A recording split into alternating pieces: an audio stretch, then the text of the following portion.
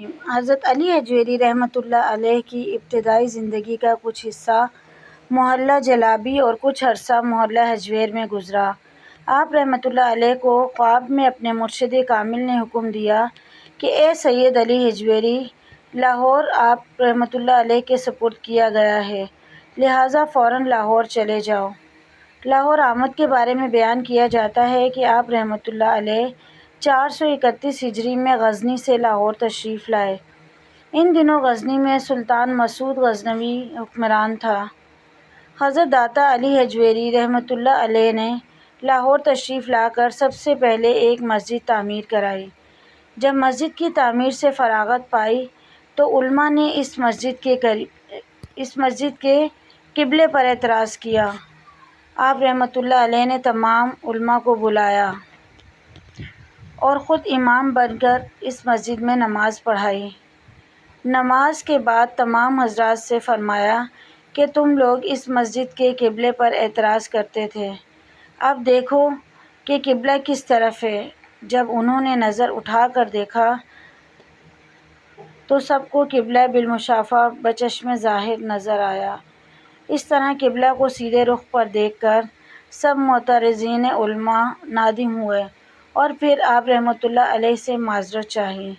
یہ پہلی کرامت تھی جو لاہور میں آپ رحمۃ اللہ علیہ سے ظاہر ہوئی، اور اس کرامت نے فوراً ہی سارے شہر میں آپ رحمۃ اللہ علیہ کو مشہور کر دیا، اور رفتہ رفتہ تمام پاک و ہند میں آپ کتب الکتاب مشہور ہو گئے۔ ایک مرتبہ حضرت علی حجویری کو کسی دریا کو عبور کرنا تھا۔ آپ رحمۃ اللہ علیہ کشتی پر بیٹھ گئے اور سفر شروع کر دیا۔ ہوا بہت تیز چل رہی تھی، آپ کے سر کے اوپر ٹوپی تھی۔ خیال آیا کہ ٹوپی اڑ کر پانی میں نہ چلی جائے، چنانچہ آپ نے ٹوپی اتار کر جیب میں رکھ لی اور ذکر و مراقبہ میں مشغول ہو گئے۔ آپ نے 1-2 دن پہلے سر کا حلق کروایا تھا۔ جب نئی نئی ٹرینڈ ہوتی ہے تو بہت خوشنما نظر آتی ہے۔ وہاں کشتی میں قریب سے ہی ایک بچہ گزرا تو اس نے دیکھا کہ اتنا صاف ستھرا ہے، چنانچہ اس نے سر پر ہاتھ پھیرا تو بڑا ملائم نظر آیا۔ اس نے جا کر دوسرے بچوں کو بتایا۔ اب دوسرا لڑکا بھی ہاتھ پھیرنے کے لیے آیا، اس کو بھی بڑا اچھا لگا۔ اس نے جا کر تیسرے کو بتایا۔ وہ تیسرا ذرا شرارتی قسم کا تھا۔ جب وہ آیا تو اس نے آ کر سر پر ہاتھ پھیرا اور ٹھوکا بھی لگا دیا۔ اس پر باقی بچے ہنسنے لگے۔ یہ اللہ کے بندے اللہ کے ذکر میں مست بیٹھے رہے، انہیں احساس ہی نہ ہوا کہ بچے کیا کہہ رہے ہیں۔ ایک دوسرے بچے نے تھپڑ بھی لگا دیا۔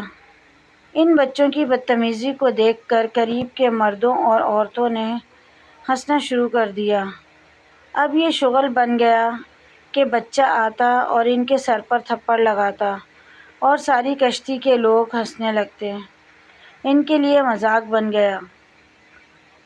جب کشتی والوں نے مذاق اڑایا تو پھر اللہ تعالیٰ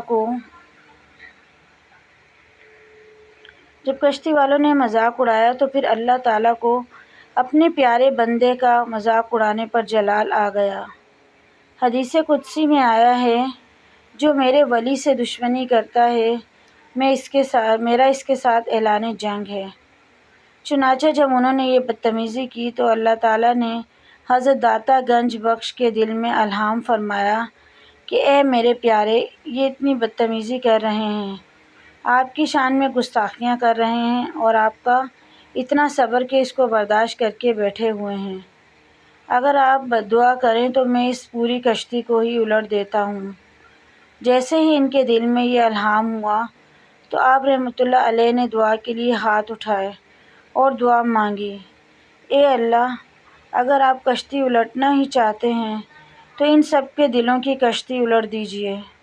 چنانچہ اللہ تعالیٰ نے ان کی یہ دعا قبول کر لی اور اس کشتی میں جتنے مرد اور عورتیں تھیں، ان میں سے ہر ایک کو اللہ تعالیٰ نے موت سے پہلے ولایت کا نور عطا فرما دیا۔ اللہ والوں کی ایسی کیفیت ہوتی ہے کہ ایسے حالات میں بھی ان کی زبان سے بد دعا نہیں نکلتی۔ بلکہ ان کی زبان سے دعائیں ہی نکل رہی ہوتی ہیں۔ مزید ایسی ویڈیوز کے لیے ہمارے چینل کو سبسکرائب کریں اور اگر ویڈیو پسند آئے تو لائک ضرور کریں۔